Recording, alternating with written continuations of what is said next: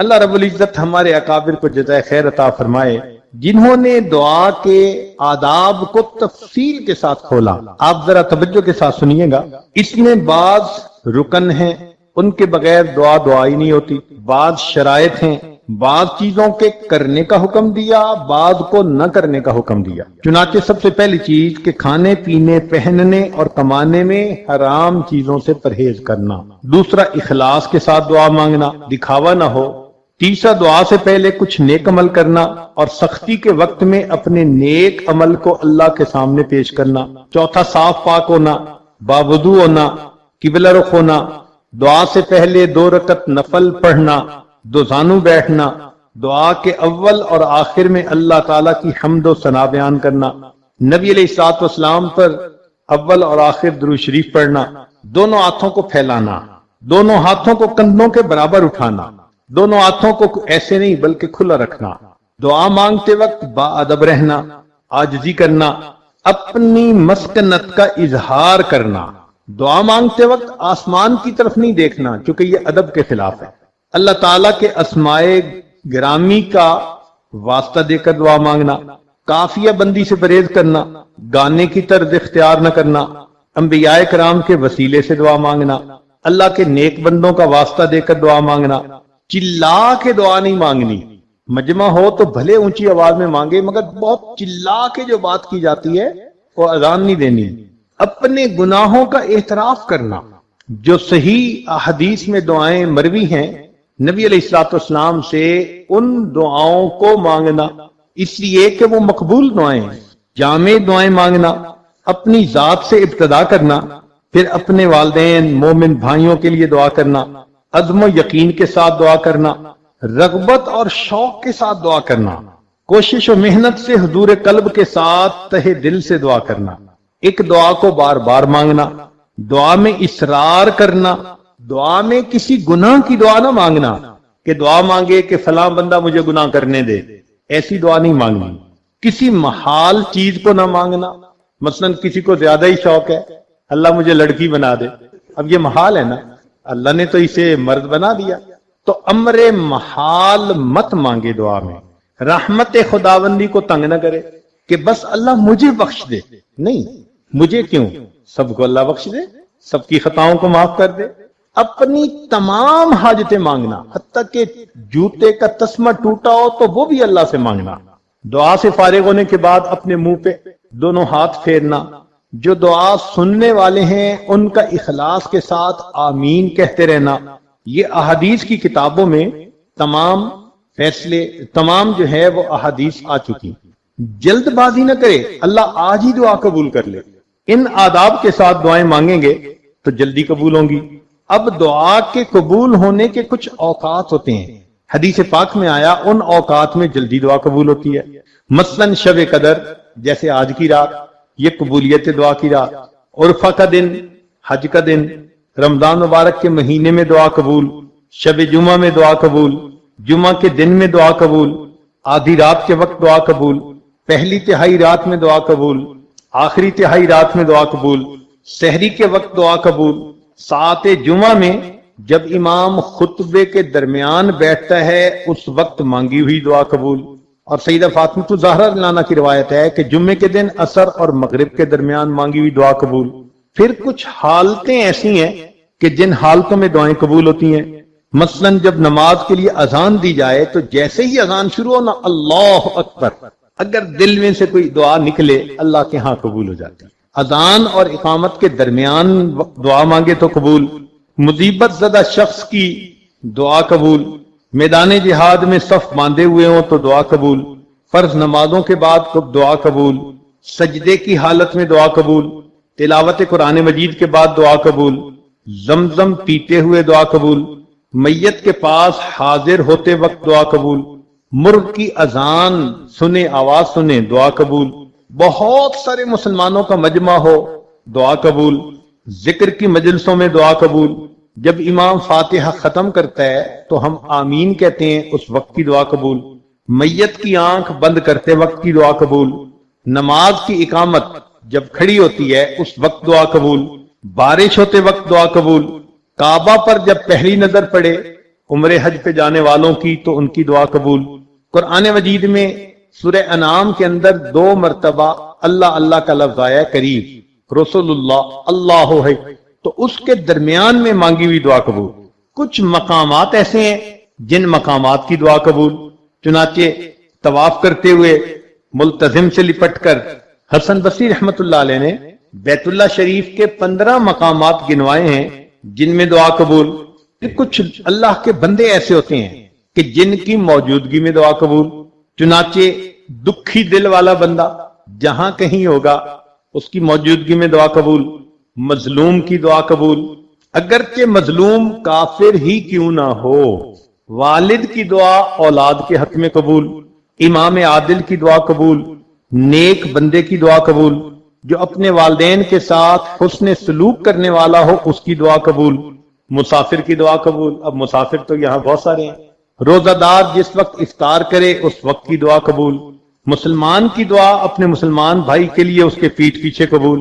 ختم قرآن جب ہوتا ہے تو اس وقت حافظ جو دعا مانگے یا مجلس میں جو دعا مانگی جائے اس وقت کی دعا قبول، مریض کی دعا قبول، مجاہد کی دعا قبول۔ تو یہ وہ لوگ ہیں کہ جن کی دعائیں اللہ رب العزت قبول فرماتے ہیں۔ اب نیکوں کی فہرست میں تو ہم نہیں شامل ہو سکتے جو اللہ کے ہاں نیک ہوتے ہیں، البتہ مسافروں کی فہرست میں تو ہم شامل ہیں، اس لیے کہ گھر چھوڑا، بیوی بچوں کو چھوڑا، اپنے گھر سے دور آ کر ایک جگہ موجود، شرعی حکم بھی لاگو مسافر کا، لوگ بھی مسافر سمجھتے ہیں۔ تو معلوم ہوا کہ یہ ایک ایسی نسبت ہے، اللہ اگر اس کو قبول کر لے تو یقیناً دعا قبول ہوگی۔ انسان کا سننا اتنا ناقص ہے کہ اگر یہ فون پہ کسی سے گفتگو کر رہا ہو اور قریب میں کوئی 2 اور انسان بھی آپس میں گفتگو کریں تو یہ ڈسٹرب ہوتا ہے، اسے کہنا پڑتا ہے کہ جی آہستہ بولیں، مجھے بات سمجھ نہیں آ رہی۔ جبکہ اللہ رب العزت کا سننا اتنا کامل ہے کہ حضرت آدم علیہ السلام سے لے کر قیامت تک آنے والا آخری انسان، مرد، عورت، بچے اور بوڑھے، سب کے سب اگر ایک میدان میں جمع ہو جائیں اور ایک وقت میں اللہ رب العزت کے اپنی من مرضی کی دعائیں مانگیں، اللہ تعالیٰ اس پر قادر ہے کہ سب کی الگ الگ دعا کو سن لے، اور اس کے خزانے اتنے بڑے ہیں کہ اگر سب کو ان کی من مرضی کے مطابق عطا بھی کر دے تو اس کے خزانوں میں اتنی بھی کمی نہیں آتی، جتنا سوئی کو سمندر میں ڈبو کر نکالیں تو سمندر کے پانی میں کمی آتی ہے۔ ہم لوگ تو اللہ رب العزت کی تعریف کا حق بھی ادا نہیں کر سکتے، ہمارے پاس وہ علم نہیں، وہ معرفت نہیں، وہ الفاظ نہیں کہ جن کے ذریعے ہم اللہ رب العزت کی تعریف کر سکیں۔ کائنات میں سب سے زیادہ فصاحت اور بلاغت رکھنے والی ہستی حضرت محمد مصطفیٰ احمد مجتبی صلی اللہ علیہ وسلم نے ایک موقع پر خود ہی یہ فرما دیا، اللہم لا احصی ثناء علیک انت کما اثنیت علی نفسک، اے اللہ میں آپ کی تعریفوں کا احاطہ نہیں کر سکتا، آپ ایسے ہی عظیم ہیں جیسے آپ نے اپنی تعریفیں خود فرمائی۔ اللہ تعالیٰ نے تعریف کیا فرمائی؟ ارشاد فرمایا، قل لو کان البحر مدادا لکلمات ربی لنفد البحر قبل ان تنفد کلمات ربی ولو جئنا بمثلہ مددا۔ اے محبوب آپ فرما دیجئے، اگر ساری دنیا کے سمندروں کا پانی سیاہی بن جاتا اور اس سیاہی سے تیرے رب کی تعریفیں لکھنی شروع کی جاتی، سیاہی تو ختم ہو جاتی، تیرے رب کی تعریفیں کبھی ختم نہ ہوتی۔ بلکہ ایک اور موقع پر تو ایک قدم بڑھ کر بات کی، ارشاد فرمایا، وَلَوْ أَنَّ مَا فِي الْأَرْضِ مِن شَجَرَةٍ أَقْلَامٌ وَالْبَحْرُ يَمُدُّهُ مِن بَعْدِهِ سَبْعَةَ أَبْحُرٍ مَا نَفِدَتْ كَلِمَاتُ اللَّهِ، اگر ساری دنیا کے درختوں کی قلمیں بنا دی جاتی اور جتنا سمندروں کا پانی ہے اتنے صاف سمندر اور لائے جاتے، ان قلموں سے اور اس سیاہی سے تیرے رب کی تعریفیں لکھنی شروع کی جاتی تو ایک وقت آتا یہ قلمیں ٹوٹ جاتی، یہ سیاہی ختم ہو جاتی، تیرے رب کی تعریفیں کبھی بھی ختم نہ ہو۔ تو جو اتنی عظمتوں والا پروردگار ہے، اس کے خزانوں کا کیا کہنا۔ اس کے بالمقابل ہم اپنے آپ کو دیکھیں، کتنے بے بس اور کتنے بے کس۔ اللہ تعالیٰ نے بات کھول دی، ارشاد فرمایا یا ایھا الناس انتم الفقراء الی اللہ، اے انسانوں تم سب کے سب اللہ تعالیٰ کے محتاج ہو، واللہ هو الغنی الحمید۔ تو جب انسان محتاج ہی ٹھہرا تو پھر محتاج کو ہمیشہ غنی سے مانگنا ہوتا ہے۔ اس مانگنے کا نام دعا ہے، لہذا ہر مرد اور عورت کو دعا مانگنے کا فن آنا چاہیے۔ یہ بھی ایک ترکیب ہے جو سیکھنی پڑتی ہے، ایک انداز ہے جو اپنانا پڑتا ہے۔ اللہ والوں نے ایسے اللہ رب العزت سے دعائیں مانگی کہ ان کو پڑھ کے دل خوش ہو جاتا ہے۔ نبی علیہ الصلوۃ والسلام نے ایسے ایسے الفاظ کے ساتھ دعائیں مانگی کہ جس سے رحمتوں کے دروازے خود بخود کھلتے چلے جاتے ہیں۔ آج چونکہ رمضان مبارک کی آخری مجلس ہے، اس لیے اس میں دعا ہی کے عنوان پر کچھ باتیں عرض کرنا مقصود ہے۔ امید ہے کہ آپ دل کے کانوں سے سنیں گی اور آئندہ اپنی نجی یا اجتماعی دعاؤں میں اس کے مطابق دعائیں مانگنے کی کوشش کریں گی۔ نبی علیہ الصلوۃ والسلام نے ارشاد فرمایا الدعاء مخ العبادہ، دعا عبادت کا مغز ہے، یعنی دعا عبادت کا مکھن ہے، نچوڑ ہے۔ اس سے دعا کی اہمیت کا اندازہ لگانا چاہیے۔ ایک حدیث پاک میں فرمایا الدعاء هو العبادہ، کہ دعا مانگنا ہی عبادت ہے۔ ہم مخلوق سے تو مانگ لیتے ہیں اپنی ضرورتوں کے مطابق، لیکن ہمیں اپنے خالق سے مانگنا نہیں آتا۔ جس کو یہ مانگنا حاصل ہو گیا اس کو بڑی سعادت نصیب ہو گئی۔ ذرا غور فرمائیے، مخلوق سے مانگنے میں اور اللہ رب العزت سے مانگنے میں کچھ بنیادی فرق ہیں۔ پہلا فرق تو یہ ہے کہ اگر مخلوق سے آپ کوئی چیز بار بار مانگیں تو وہ آپ سے ناراض ہو جائے گا۔ ایک دفعہ مانگی چیز دے دی، دوسری دفعہ مانگی دے دی، تیسری مرتبہ بوجھ محسوس کیا، چوتھی مرتبہ نہ بول دیا اور پانچویں مرتبہ ملنا ہی بند کر دیا۔ تو مخلوق کے ساتھ یہ معاملہ کہ اگر اس سے بار بار مانگیں تو وہ تعلق ہی توڑ دیتے ہیں۔ کہتے ہیں جی کہ اس بندے کو تو ہر وقت مانگنا ہی کا کام ہے، جبکہ اللہ رب العزت کا یہ معاملہ ہے، ایک دفعہ مانگو وہ دیتے ہیں، دو دفعہ مانگو وہ دیتے ہیں، تین دفعہ مانگو وہ دیتے ہیں، جتنی دفعہ مانگو اتنی دفعہ دیتے ہیں۔ بلکہ جو بندہ ہر چیز اللہ سے مانگے، ہر حال میں اللہ سے مانگے، اللہ تعالیٰ اسے اپنے دوستوں میں شامل فرما لیتے ہیں۔ فرماتے ہیں یہ میرا وہ بندہ ہے جو میرے غیر سے کچھ مانگتا ہی نہیں۔ قربان جائیں اس پروردگار کی رحمتوں پر کہ اگر کوئی اسی ہی سے مانگتا ہو، اسی کو قرآن و حدیث میں اللہ کا ولی کہا گیا۔ آپ کئی مرتبہ گاڑی پہ سفر کر رہی ہیں، میاں گاڑی چلا رہے ہیں، آپ فرنٹ سیٹ پہ بیٹھی ہیں، اتنے میں ریڈ لائٹ کے اوپر گاڑی رک گئی۔ اب مانگنے والا کوئی آ گیا تو اس نے سائیڈ گلاس جو تھا اس کو ناک کرنا شروع کر دیا۔ تو آپ کے میاں نے اسے کہا معاف کر دو، مگر یہ مانگنے والے بھی بڑے مستقل مزاج ہوتے ہیں۔ اس نے پھر کھٹکھٹایا، وہ کھٹکھٹاتا رہا، گاڑی آگے جا نہیں سکتی تھی کہ ریڈ لائٹ ہے، مجبوری ہے، کھڑے ہیں، اور وہ بھی کھٹکھٹائے جا رہا ہے۔ ایسے میں آپ نے اپنے میاں سے کہا کہ اس کو کچھ دے دیں۔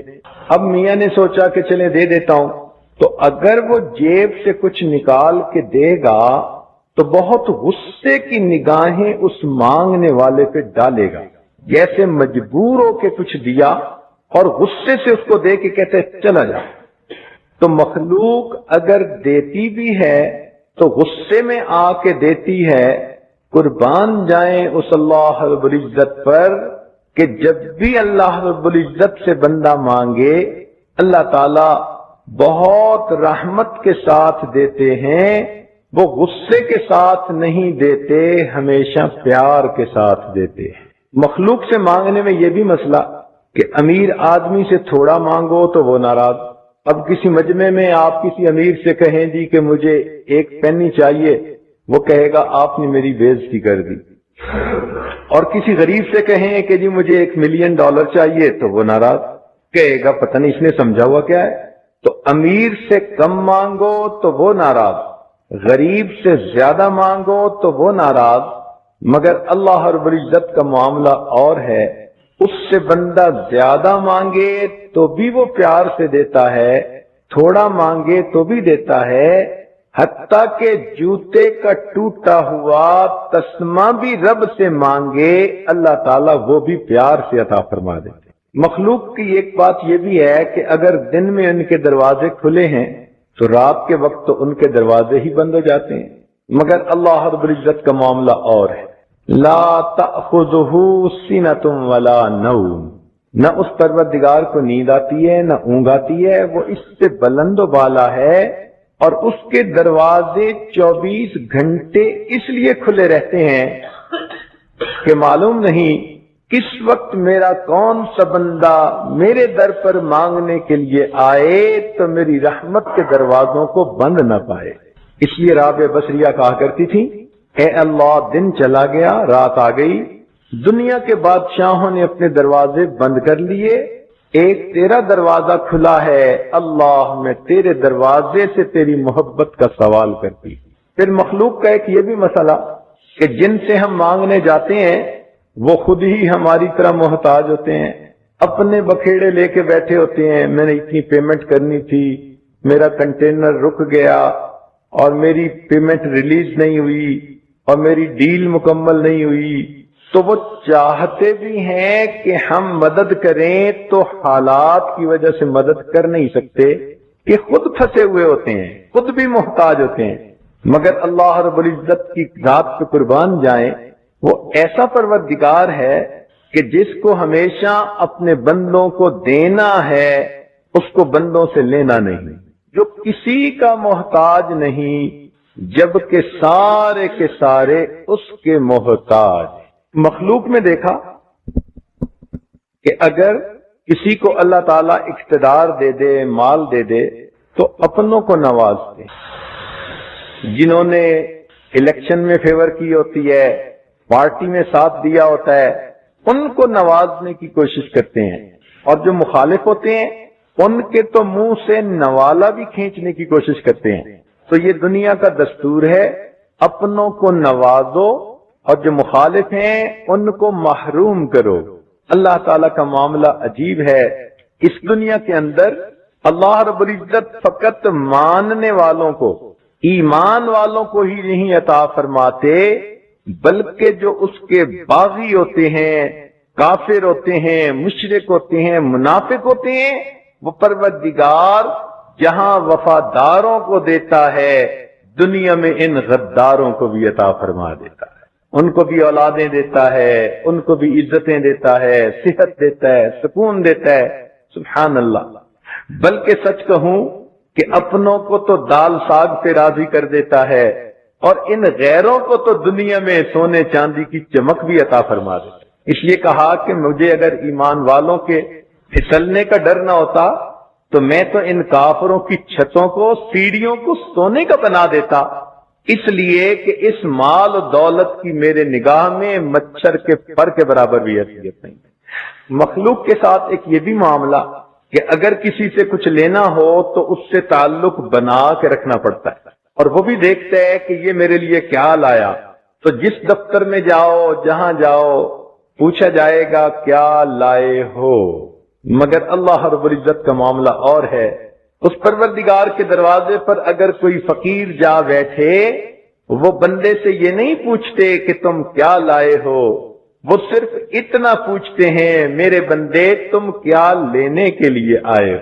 پھر مخلوق کے بارے میں دیکھا، اگر کوئی کسی کے ساتھ بھلا کرتا ہے، اس کو سپورٹ کرتا ہے، تو اگر اس بندے کے بارے میں شک بھی پڑ جائے نا کہ اس نے کہیں میرے خلاف بات کر دی یا کوئی اونچ نیچ کر دی، تو لوگ فقط شک کی بنا پر اپنے ہاتھ پیچھے کھینچ لیتے ہیں اور دوسرے کو بے سہارا چھوڑ دیتے ہیں.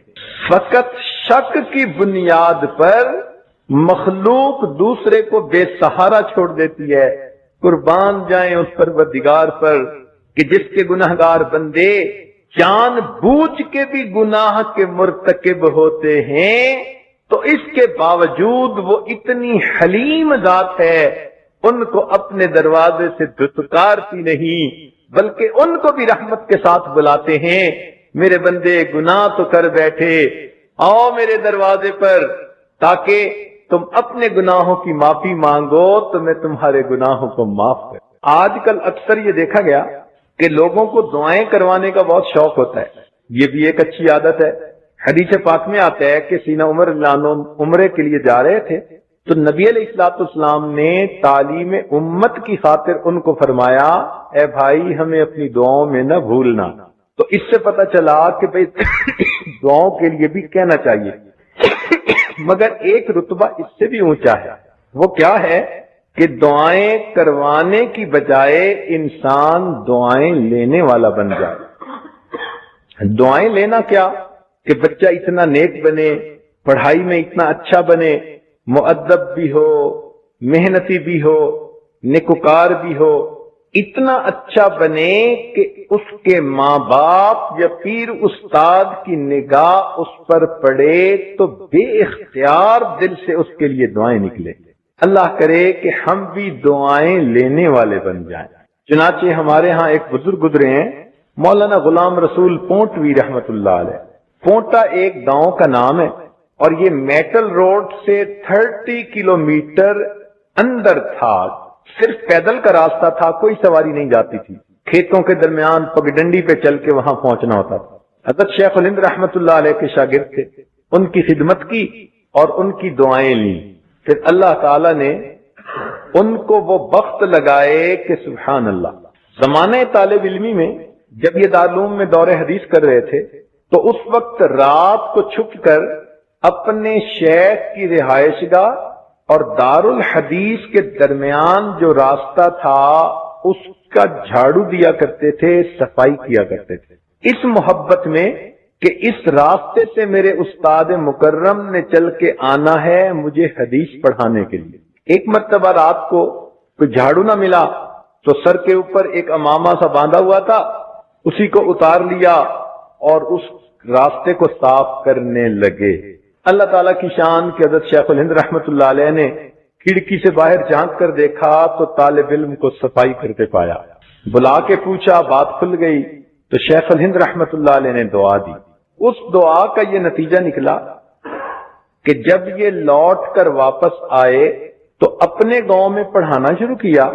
300 طلباء گاؤں کے اندر ان سے پڑھا کرتے تھے اور ان کو ملک میں امام النحات کا لقب ملا تھا، نحویوں کا امام۔ فرمایا کرتے تھے کہ اگر پوری دنیا سے شرح جامی کو ضبط کر دیا جائے، یہ ایک کتاب ہے، اگر پوری دنیا سے شرح جامی کو ضبط کر دیا جائے اور پھر کوئی طالب علم غلام رسول کے پاس آ کر کہے کہ حضرت مجھے اس کی ضرورت ہے، میں اس کتاب کو اس کے متن اور حاشیے کے ساتھ دوبارہ لکھوا سکتا ہوں۔ پھر ان کو اللہ رب العزت نے 2 شاگرد دیے، دونوں کا نام عبداللہ۔ ایک عبداللہ بہلوی رحمت اللہ علیہ اپنے وقت کے بڑے شیخ گزرے اور ان کا دورہ تفسیر اتنا معروف تھا کہ رمضان مبارک میں سینکڑوں علماء ان کے پاس حاضر ہو کر رمضان گزارتے تھے اور قرآن مجید کی تفسیر سیکھا کرتے تھے۔ اور دوسرے عبداللہ جن کا نام عبداللہ درخواستی رحمت اللہ علیہ، جو حافظ الحدیث تھے اور آسمان علم کے اوپر چمکتے ہوئے سورج اور چاند کی مانند۔ تو جن کو استادوں کی دعائیں لگتی ہیں پھر بخت بھی انہی کو لگا کرتے ہیں۔ نبی علیہ الصلوۃ والسلام کی خدمت میں بھی 2 نوجوان تھے اور دونوں کا نام عبداللہ تھا، بلکہ 3 تھے اور تینوں خدمت میں آگے بڑھنے کی کوشش کرتے تھے۔ تو حدیث پاک میں آتا ہے کہ اللہ تعالیٰ کے محبوب صلی اللہ علیہ وسلم ان کے لیے تہجد کی نماز میں نام لے کر دعائیں مانگا کرتے تھے۔ نبی علیہ الصلوۃ والسلام کی دعاؤں کا یہ اثر ملا کہ وہ تینوں عباد اللہ جو تھے اپنے اپنے فن کے امام بنے۔ عبداللہ ابن عباس امام المفسرین بنے، عبداللہ ابن مسعود رضی اللہ عنہ امام الفقہاء بنے، اور عبداللہ ابن عمر لانو امام المحدثین بنے۔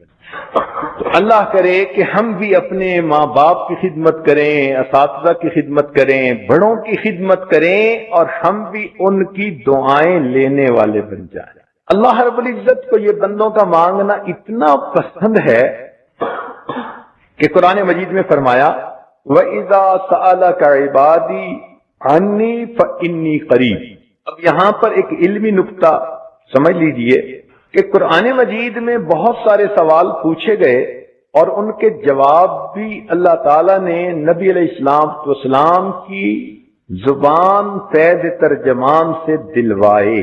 تو ایک انداز ہے سوال پوچھنے کا اور اس کے جواب نقل ہونے کا۔ مثلا یسألونک عن الاہلہ، یہ سوال ہے، قل ہی مواقیت للناس والحج، یہ نبی علیہ السلام کی زبان مبارک سے اس کا جواب دلوایا گیا۔ یسألونک عن الیتامی، یہ سوال ہے، قل اصلاح لہم خیر، یہ اس کا جواب زبان سے دلوایا گیا۔ یسألونک عن المحیض، یہ سوال ہے، قل هو اذن فاعتزلوا النساء فی المحیض۔ تو معلوم ہوا کہ ایک انداز سے سوال کو نقل کیا گیا اور پھر قل کے الفاظ سے اس کے جواب دلوائے گئے۔ ایک سوال قرآن مجید میں ایسا ہے کہ جو اللہ تعالیٰ کو اتنا پسند آیا کہ اس کے لیے قرآن مجید کے ضابطے کو بھی اللہ تعالیٰ نے بدل کے رکھ دیا، سوال و جواب کے انداز کو بھی بدل کے رکھ دیا۔ اتنا تو اچھا سوال تھا کہ میرے مولا کو پسند آ گیا، اور جواب دینے میں انہوں نے اور انداز اختیار فرمایا، اور وہ سوال کیا تھا؟ وَإِذَا سَأَلَكَ عِبَادِي أَنِّي، اور جب یہ بندے آپ سے میرے بارے میں پوچھیں فَإِنِّي قریب، میں تو بہت قریب ہوں۔ یہاں کل کے لفظ کا بھی درمیان میں فاصلہ اللہ نے گوارا نہیں فرمایا۔ اب بتائیے، جو پروردگار اپنے بندوں کے اتنا قریب ہو اور اتنا پسند کرے کہ میرے بندے میرے سامنے مانگیں، اپنی پیشانیاں ٹیکیں، اپنے دامن پھیلائیں، اس پروردگار سے اگر ہم نہ لے سکیں تو یہ تو سراسر ہمارا اپنا قصور ہے۔ ایک نکتے کی بات سمجھیے کہ جو سخی ہوتا ہے نا، اس سے اگر مانگنے والا مانگے، تھوڑا بھی مانگے، تو سخی اس کو زیادہ دیتا ہے۔ چنانچہ حاتم طائی کے بارے میں ہے کہ کسی نے 5 دینار مانگے تھے اور اس نے غلام کو کہا کہ اس کو 500 دینار دے دو۔ تو کسی نے پوچھا جی کہ مانگے تو 5 دینار اور آپ دلوا رہے ہیں 500 دینار؟ تو انہوں نے فرمایا کہ اس نے اپنی حیثیت کے مطابق مانگا تھا اور میں نے اپنی حیثیت کے مطابق دیا۔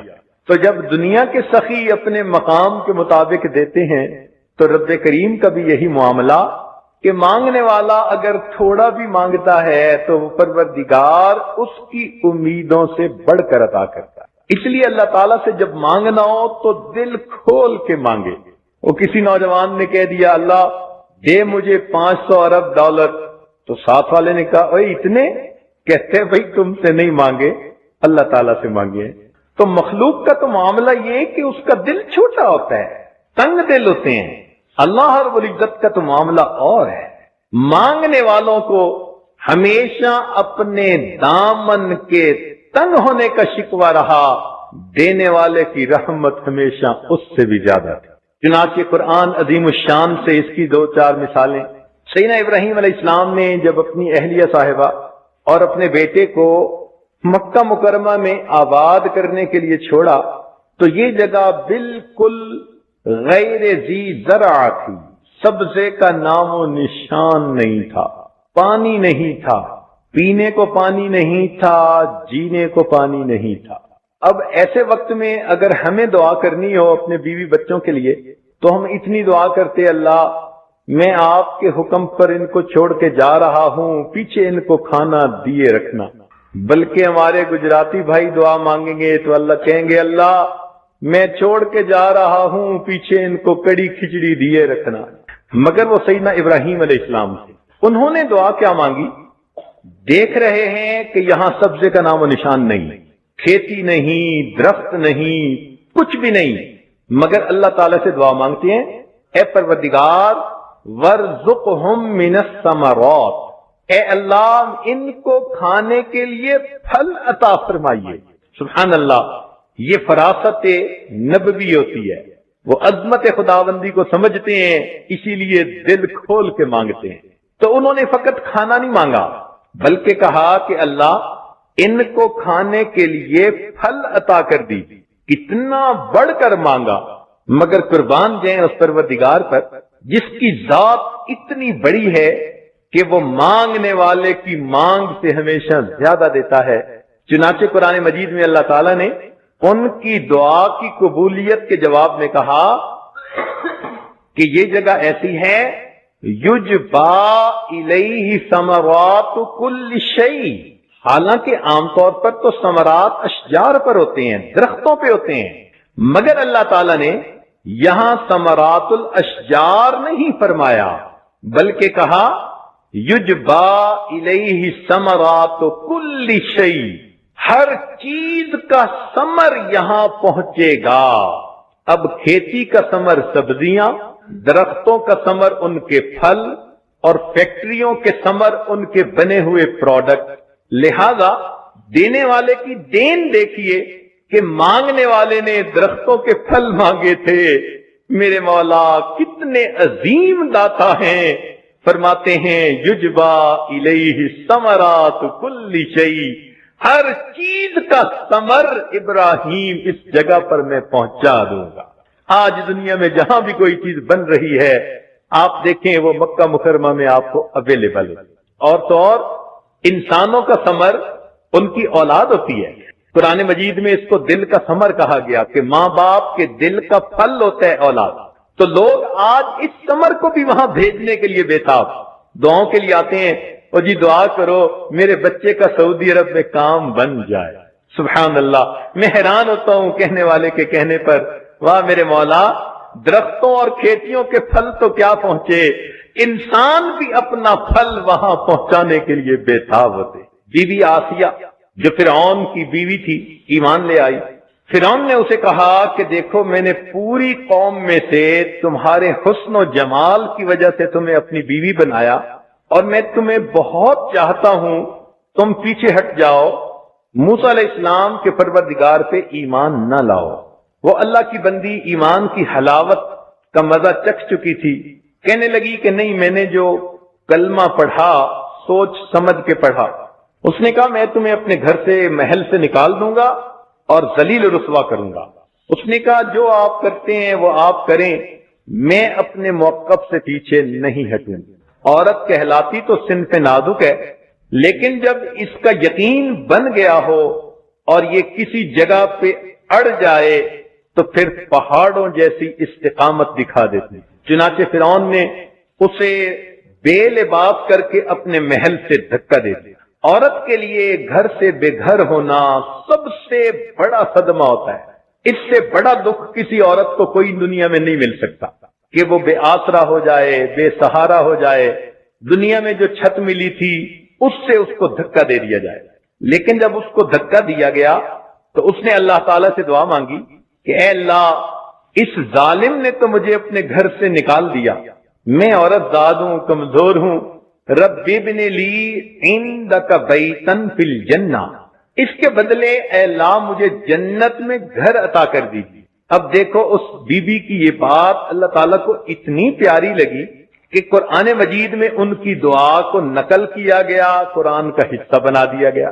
اب آگے دیکھیے کہ مانگنے والی نے تو فقط گھر مانگا تھا، دینے والے کی دین مانگنے والے سے زیادہ ہوتی ہے۔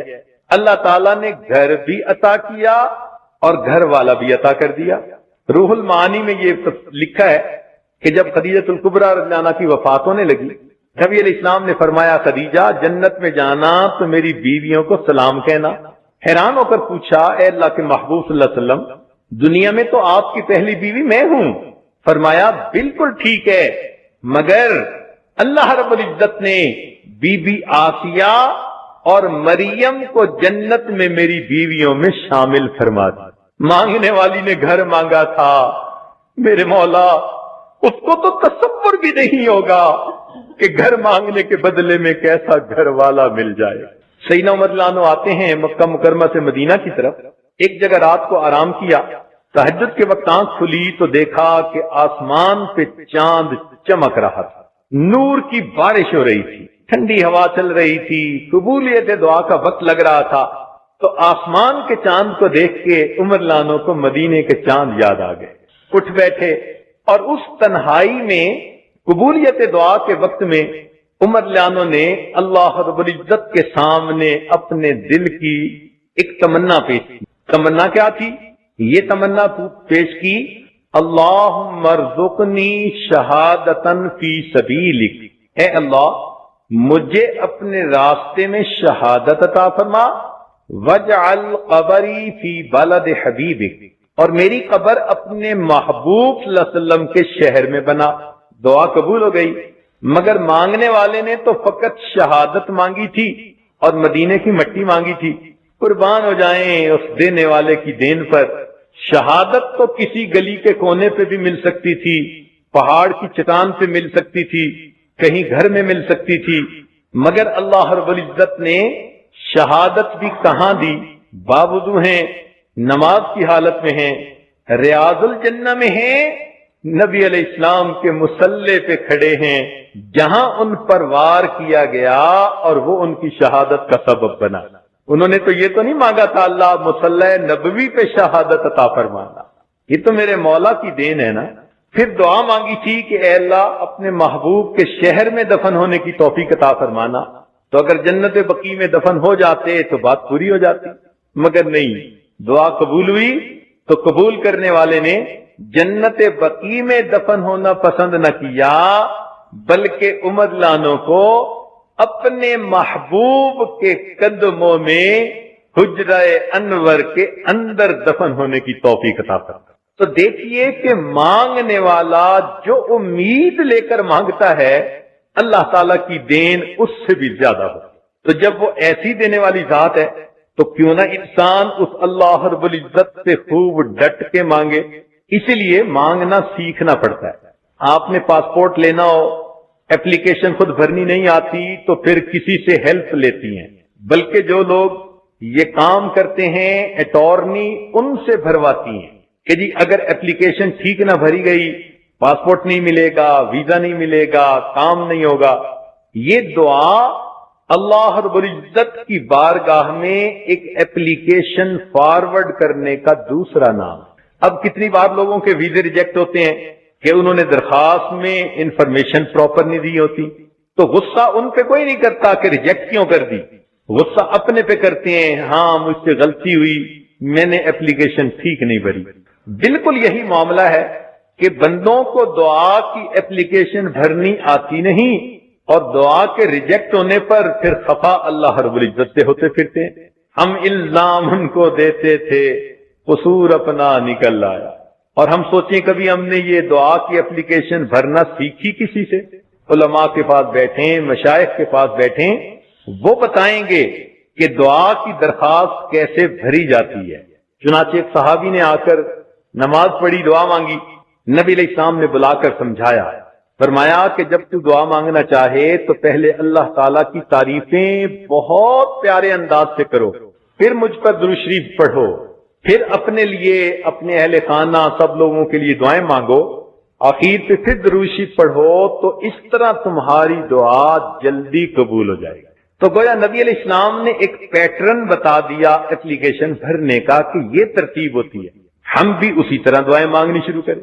آج تو حالت یہ ہے کہ 2-4 دفعہ دعا مانگتی ہیں اور جب قبولیت کے آثار آنکھوں سے نہیں دیکھتی تو پھر مایوس ہو جاتی ہیں اور کہتی ہیں جی بس ہماری تو دعائیں اللہ تعالیٰ سنتا نہیں۔ او اللہ کی بندی، ان ربی لسمیع الدعاء، میرا پروردگار دعا کو سنتا ہے، مگر وہ کسی کا ماتحت نہیں کہ جو سنے اس حکم کو پورا کرے۔ دعا دعا ہوتی ہے، فریاد ہوتی ہے، حکم نہیں ہوا کرتا۔ آپ بھول گئیں، آپ گھر کے نوکر کو جو کام کہتی ہیں وہ اور حساب ہے۔ اور کئی عورتوں کو تو دیکھا کہ 2-4 دفعہ دعا مانگی نہیں قبول ہوئی تو دعا ہی مانگنا چھوڑ دیتی ہیں، اللہ سے روٹھی پھرتی ہیں۔ ہمیں ایک خاتون نے فون پہ بتایا کہ جی میں تو بس اب دعا مانگنی چھوڑ دی، میں نے کہا کہ خاوند میں اور خدا میں بڑا فرق ہوتا ہے۔ حیران ہو گئی، کہنے لگی کیا کہا؟ میں نے کہا خدا کو خدا سمجھو، خاوند نہ سمجھو۔ یہ تو خاوند کے ساتھ تمہارے ناز ہے نا، کہ ایک بات کہی اگر اس نے پوری نہ کی تو چلو روٹ گئی کہ اب خود ہی منائے گا۔ وہ اللہ رب العزت بے نیاز، وہاں ناز نہیں چلتا، وہاں نیاز چلتی ہے۔ کیا کیا نہ اپنے زہد و اطاعت پہ ناز تھا، بس دم نکل گیا جو سنا بے نیاز۔ وہ پروردگار بے نیاز، اس لیے فرمایا ساری دنیا کے انسان صدیق اکبر لانو جیسا دل والے بن جائیں اور اس دل سے ہماری عبادت کریں تو ہماری شان میں کوئی اضافہ نہیں ہوتا، اور ساری دنیا کے انسان فرعون جیسے بدبخت بن جائیں اور ایک بھی نیک کام نہ کریں، بدکاریوں میں ڈٹے رہیں، اللہ تعالیٰ فرماتے ہیں ہماری شان میں کوئی کمی نہیں آتی۔ اس لیے اللہ رب العزت ان کی عظمتوں کو سمجھیے۔ آج ہم دعا مانگنے کی بجائے کام ذمے لگاتے ہیں۔ دفتر میں بڑے صاحب آتے ہیں نا، اکرم یہ کام کر دینا، اسلم ذرا اس کو بھی دیکھ لینا، اور فلانے تم یہ بھی دیکھ لینا، وہ کام ذمے لگاتا ہے۔ آج ہم بھی دعائیں اسی طرح مانگتے ہیں، عورتیں ہاتھ اٹھاتی ہیں، اللہ میری بیٹی کا رشتہ آ جائے، میرے بیٹے کو نوکری مل جائے، میرے خاوند کی ڈیل مکمل ہو جائے اور میں حج پہ چلی جاؤں۔ یہ اللہ کی بندی بیٹھی اللہ تعالیٰ کے ذمے کام لگا رہی ہے، اس کو دعا کہتے ہیں۔ ہم اللہ رب العزت کی عظمت کو سمجھتے ہی نہیں ہیں۔ اس کی بارگاہ میں جھکنا پڑتا ہے، اپنے آپ کو مٹانا پڑتا ہے، مانگنا پڑتا ہے، حتیٰ کہ ایسے مانگیں کہ میرے مولا کو ترس آ جائے۔ اللہ رب العزت سے ایسے مانگو کہ اللہ تعالیٰ اور اس کی مخلوق کو تم پہ رحم آ جائے۔ یہ نبی علیہ السلام کی شان تھی۔ دیکھیے بدر کے میدان میں رات کو نبی علیہ السلام نے دعا مانگی، اللہم ان تہلک ہذہ العصابۃ لا تعبد بعد اليوم۔ اے اللہ اگر یہ مٹھی بھر جماعت آج ختم ہو گئی تو پھر قیامت تک تیرے نام کی عظمت بتانے والا کوئی نہیں رہے۔ یہاں محدثین نے ایک نقطہ لکھا کہ کیا مطلب کہ اگر یہ لوگ چلے گئے تو بعد میں کوئی آتا ہی نہ؟ تو انہوں نے فرمایا ہاں، نبی علیہ السلام نے اپنے آپ کو بھی اسی جماعت میں شامل کر کے فرمایا اگر یہ جماعت ختم ہو گئی اللہ پھر قیامت تک تیری عظمت سکھانے والا کوئی نہیں آیا۔ ایسی دعائیں مانگی۔ صدیق اکبر لانو پہرے پہ کھڑے تھے، حدیث پاک میں آتا ہے کہ ان کا دل بھر اٹھا اور کہنے لگے اے اللہ رب العزت کے محبوب، آپ اپنا سر اٹھا لیجئے، آپ کی دعا اللہ کے ہاں یقیناً قبول ہو جائے گا۔ کیا مانگنے کا انداز تھا کہ اللہ تعالیٰ اور اس کے بندوں کو تمہارے اوپر رحم آ جائے۔ یہ دعا مانگنے کی ترتیب ہوتی ہے، اور ہمیں تو عاجزی کرنی آتی ہی نہیں۔ ہم نے سیکھی کہاں کہ عاجزی کیسے کرتے ہیں، اس لیے پھر دعائیں من و عن قبول نہیں ہوتی۔ بہرحال مانگنے کا طریقہ تو آج آپ سیکھ ہی رہی ہیں۔ اس طرح سے اگر آپ اللہ تعالیٰ سے مانگتی رہیں گی تو یقیناً قبولیت اپنی آنکھوں سے دیکھیں گی، اس لیے کہ ہمارا اللہ وہ پروردگار ہے جو دے کے خوش ہوتا ہے، محروم کر کے خوش نہیں ہوتا۔ اور وہاں کوئی بجٹ کی کمی بھی نہیں ہے کہ جی ہم اس سال آپ لوگوں کی ہیلپ نہیں کر سکتے، آئندہ سال کے بجٹ میں ہم آپ کا خیال رکھیں گے۔ اللہ تعالیٰ کے خزانے بے حد و حساب ہیں، اس لیے اگر ہمیں مانگنا آ جائے تو پھر قبولیت میں ہمیں دیر نہ لگے۔ اس لیے تو فرمایا میرے بندے اس در پر تیرے آنے میں دیر ہے، میرے عطا کرنے میں دیر نہیں ہوا کرے۔ چنانچہ تہجد کے وقت ایک فرشتہ اعلان کرتا ہے حل من سائل فاعطی لہ، ہے کوئی سوال کرنے والا کہ جس کو عطا کر دیا جائے۔ ہم کو شکوہ ہے ہمارا مدعا ملتا نہیں، دینے والے کو گلا ہے کہ گدا ملتا نہیں، غفلت شعاری دیکھ کر بندے کی کہتا ہے کریم، دینے والا دے کسے دستے دعا ملتا نہیں۔ ہم تو مائل بکرم ہیں کوئی سائل ہی نہیں، راہ دکھلائیں کسے راہ رو منزل ہی نہیں، طور تو موجود ہے موسیٰ ہی نہیں۔ خدا کی دین کا موسیٰ سے پوچھئے احوال، خدا کی دین کا موسیٰ سے پوچھئے احوال، کہ آگ لینے کو جائیں پیمبری مل جائے، ٹوٹے رشتے وہ جوڑ دیتا ہے बात रब पे जो छोड़ देता है, टूटे रिश्ते वो जोड़ देता है, बात रब पे जो छोड़ देता है, उसके लुत्फो करम का क्या कहना, लाख मांगो करोड़ देता है। वो अल्लाह रब्बुल इज्जत बंदे की उम्मीदों से बढ़कर अता फरमाता है। तो हम अल्लाह रब्बुल इज्जत से मांगे तो आजिज़ी के साथ मांगे। देखें, दुआ के लिए अल्लाह रब्बुल इज्जत ने कोई शर्त तो नहीं ना लगाई, न वक्त की शर्त है, न जमान की, न मकान की, न किसी इंसान की। कोई भी मांगे अल्लाह अता कर देते हैं। जरा गौर करो, शैतान ने कहा था रब्बे अनज़िरनी इला यौमि युबअसून, उस बदबख्त मलऊन ने अल्लाह से मांगा था, मेरे मौला ने उसकी दुआ को कबूल करके फरमा दिया इन्नका मिनल मुनज़रीन। और जो ऐसे बदबख्त दुश्मन की भी दुआ कबूल कर लेता हो, उसके दर पे अगर कलमा गो कोई आ जाए तो फिर तो उसकी दुआ जल्दी कबूल फरमाता है। बस ये दुआ को हमने ही लॉक लगाए होते हैं। देखें, गाड़ी स्टार्ट करनी हो मगर एक लॉक लगा होता है, वो चलती नहीं। इसी तरह हमारी दुआओं की गाड़ी चलती ही नहीं, या तो गुनाहों के लॉक लगे होते हैं या फिर मांगने का अंदाज नहीं आता, उसके लॉक लग जाते हैं। तो उन लॉक को खोलिए, सच्ची तौबा की नियत कर लीजिए और अल्लाह रब्बुल इज्जत से आजिज़ी से मांगिए। एक नुक्ते की बात ध्यान में रखना कि दुआएं मांगने से दुआएं कबूल होती हैं, दुआएं पढ़ने से दुआएं कबूल नहीं होती। आजकल तो हम दुआएं पढ़ते हैं। एक मर्तबा साथ बैठे हुए नौजवान ने दुआ मांग के अपने चेहरे से हाथ फेरे, तो इस आजिज ने उससे पूछा, भाई आज आपने क्या दुआ मांगी? कहते हजरत सच बात कहूं मुझे याद नहीं है। यानी इतनी गफलत की दुआएं कि मुंह पे हाथ फेरते हुए भी याद नहीं मैंने मांगा क्या। अब ऐसी दरखास्तों को तो फिर फेंक मारेंगे ना दूर से, तुमने समझा ही क्या है। हमारे दरबार पे बैठे हो, जबान से तुम हमसे खिताब कर रहे हो और दिल तुम्हारे किसी और की मोहब्बत में मस्त है। जाओ उसी के पास, अगर वो तुम्हें दे सकता है तो उसी से ले लो। हुज्जाज बिन यूसुफ का एक अजीब वाकया, तवाफ कर रहा है, एक नाबीने को देखा कि वो दुआ मांग रहे हैं, अल्लाह मुझे बेनाई अता कर दे, बेनाई अता कर दे। तो ये उसके पास आकर रुक गया। अल्लाह ने उसको मिजाज की सख्ती दी थी, जो कहता था वो कर देता था, इसलिए लोग उसका नाम सुन के डर जाते थे। उसने उस अंधे को ठोकर लगाई, ओ अंधे तुझे पता है मैं कौन हूं? उसने कहा नहीं। कहने लगा मैं हुज्जाज बिन यूसुफ हूं। वो तो अंधा घबरा गया, कहने लगा तू बैठा अल्लाह ताला से बेनाई की दुआ मांग रहा है, तो मैं तवाफ कर रहा हूं, अगर मेरे तवाफ मुकम्मल होने तक तेरी बेनाई वापस न मिली तो मैं तुझे कत्ल करवा दूंगा। और एक पुलिस वाले को खड़ा कर दिया कि अंधा यहां से भागने न पाए। खुद तवाफ में लग गया। अब तो अंधे की हालत ही कुछ और, तड़प रहा है, आंसू निकल रहे हैं, मछली की तरह तड़प के कह रहा है, अल्लाह पहले तो बेनाई का सवाल था, अब तो जिंदगी का सवाल है। ऐसी तड़प के दुआ मांगी कि हुज्जाज बिन यूसुफ के तवाफ खत्म होने से पहले अल्लाह ने उसको बेनाई अता की।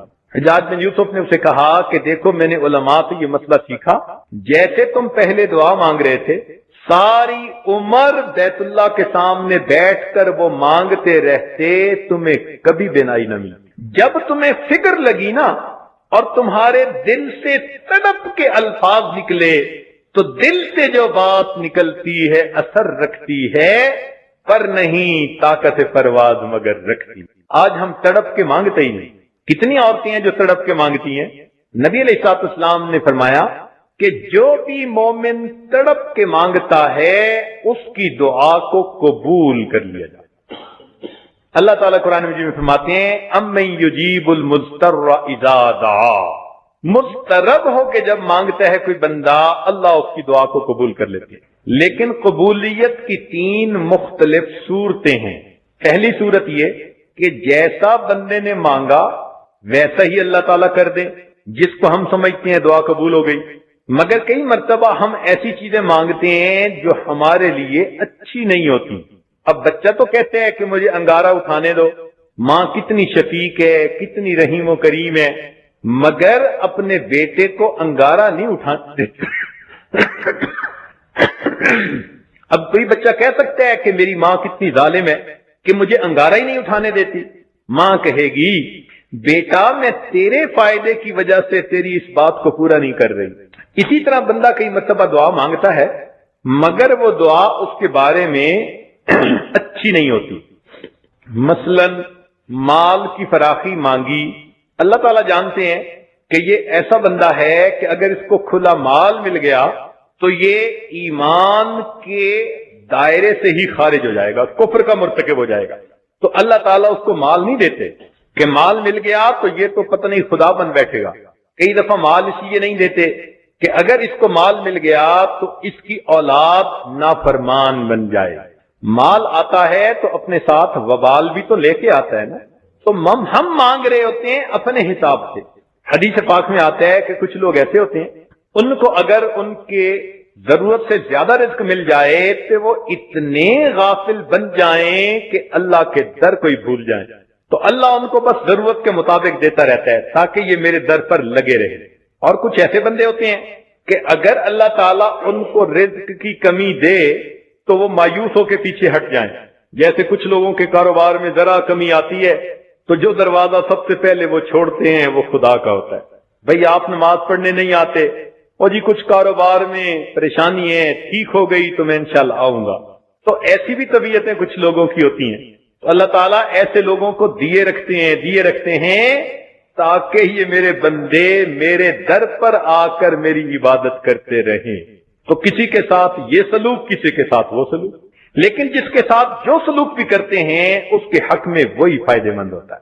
اب لڑکی دعا مانگ رہی ہے، اے اللہ فلان جگہ میرا رشتہ ہو جائے، اس لیے کہ وہ لڑکا بڑی محبتیں جتاتا ہے اور بڑا ہی وہ قربان ہوتا پھرتا ہے. تو یہ سمجھتی ہے بیچاری کہ بس میرا آئیڈیل یہی ہے. اب اس کے لیے نفلیں بھی پڑھ رہی ہے، تلاوتیں بھی کر رہی ہے، اور اللہ والوں سے پوچھ کے وظیفے بھی کر رہی ہے، اور پتہ نہیں کیا کیا جو ہے وہ نظریں بھی مان رہی ہے. جب اتنا کر کے بھی وہاں رشتہ نہیں ہوتا تو پھر دل ٹوٹتا ہے.